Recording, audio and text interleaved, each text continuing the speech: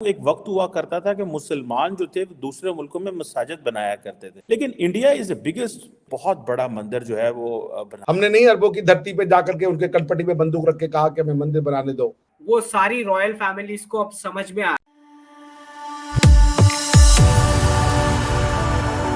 जय हिंद दोस्तों, मेरे चैनल मोदी देश में आपका स्वागत है।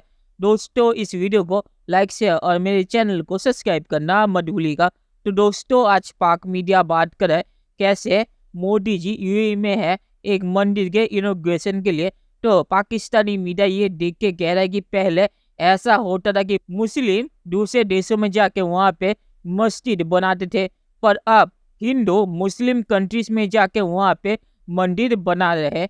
तो इंडिया ने ये सारा खेल उल्टा दिया। तो पाकिस्तानी मीडिया आज इस पे रो रहा है कि यूएई में अब एक मंदिर बन रहा है जिसकी इनॉग्रेशन के लिए मोदी जी खुद गए हैं और वो इसे इलेक्शन कैंपेन के तौर पे इस्तेमाल कर रहे हैं। और पाकिस्तानी मीडिया ये भी कह रहा है कि इस इनॉग्रेशन से उनका जो 2024 इलेक्शन है इसमें भी उनको फायदा मिलेगा और वो फिर से भारत के तीसरे प्राइम मिनिस्टर बन जाएंगे। दोस्तों, ये वीडियो बहुत ही मजेदार है, तो इसे पूरा जरूर दिखेगा। तो चलिए और इंतजार न करके वीडियो देखते हैं। एक वक्त हुआ करता था कि मुसलमान जो थे वो दूसरे मुल्कों में मसाजिद बनाया करते थे, लेकिन इंडिया इज द बिगेस्ट, सबसे बड़ा हिंदू मुल्क अगर इन टर्म्स ऑफ पॉपुलेशन देखा जाए तो वहाँ पे है। ये जो एक मूवमेंट कह लें या ये जो इम्प्रेशन है, फॉर एग्जांपल मैं देख रहा था कि उधर न्यू जर्सी के अंदर एक बहुत बड़ा मंदिर जो है वो बना रहे हैं, और यही ऑर्गेनाइजेशन है जो इधर बना रही है वही उधर बना रही है, और उसके लिए उन्होंने हजारों, कहते हैं सैकड़ों इंडियंस को लेके गए हैं वहाँ पे, जो वहाँ पे वो बना रहे हैं ऑल दैट। ये ट्रांसफॉर्मेशन क्या है? क्या India after relatively being more economically stable, politically stable, अपना जो रिलीजियस मॉडल है उसको एक्सपोर्ट करना चाह रहा है, या इसको अपनी एज ए वैल्यू ट्रांसफर करना चाहता है, और वेस्टर्न वर्ल्ड को ये कह रहा है कि जैसे आप प्लूरलिज्म की बात करते हो, दूसरे मज़ाहब को एम्ब्रेस करते हो, हमारी कहानी भी सुनो।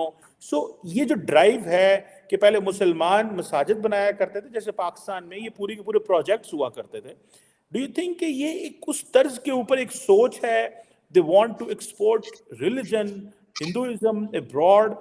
के रिलीजन और धर्म का जो डिफरेंस है वो सारी रॉयल फैमिलीज को अब समझ में आ रहा है, क्योंकि इकोनॉमिक कंपल्शंस आ चुके हैं। हमने वहां मंदिर बनाया जहां लोग सोच नहीं सकते थे, और प्यार से बनाया, कोई हमने फोर्स का इस्तेमाल नहीं किया। हमने नहीं अरबों की धरती पे जाकर के उनके कनपटी में बंदूक रख के कहा कि हमें मंदिर बनाने दो।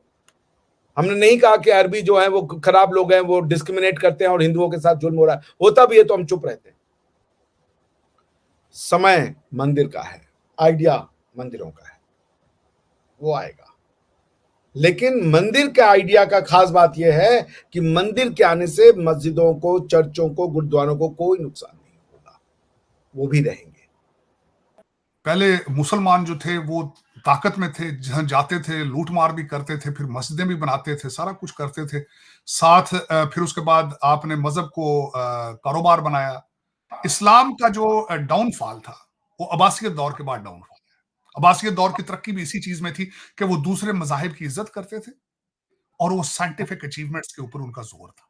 लेकिन जिस तरीके से आपने उसके बाद किताबें बंद की हैं, फिर बाद में आपने किताब खोली नहीं। आज मैं दुख के साथ कहूंगा, इस्लाम जिसका पहला लफ्ज इकरा है, लेकिन सारे न पढ़ जेडे पढ़े लिखे ने वो भी कनाडा दी पीआर नु पगर पे भुखे नंगे फराडीए।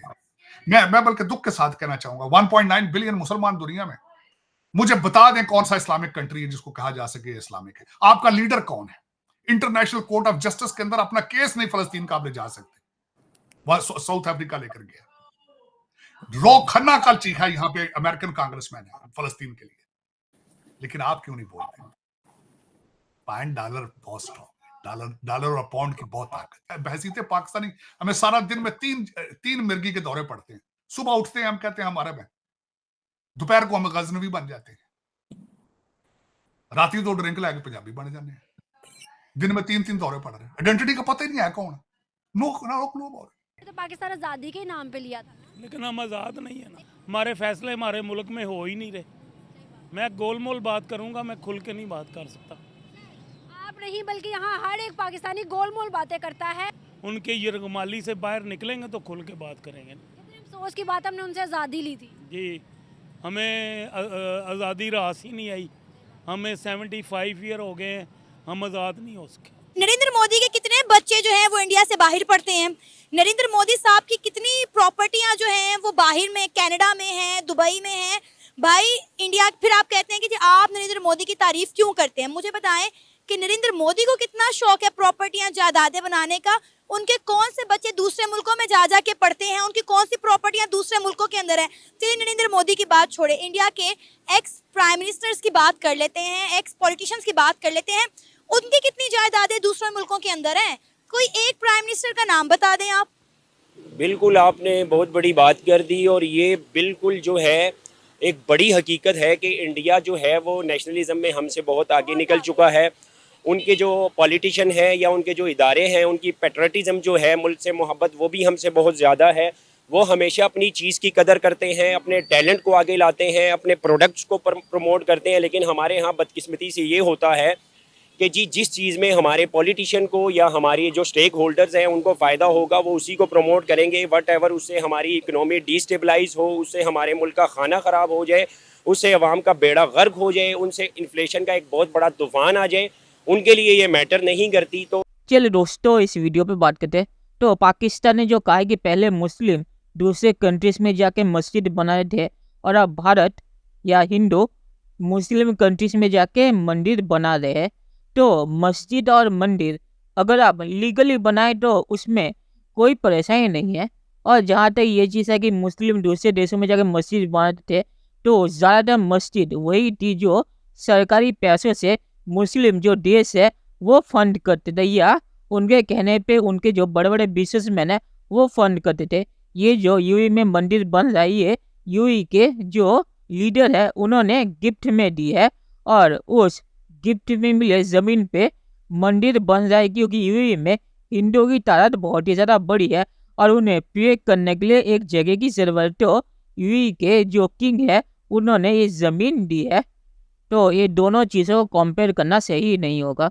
और आखिर में मैं ये कहूँगा कि इसमें इकोनॉमी का भी मामला है, क्योंकि जो हिंदू यूएई में रहते हैं वो इकोनॉमिकली बहुत ही ज़्यादा स्ट्रॉन्ग है और यूएई चाहता है भारत का रिश्ते अच्छे करने की, तो इसीलिए इकोनॉमी भी इसमें एक रोल प्ले करती है।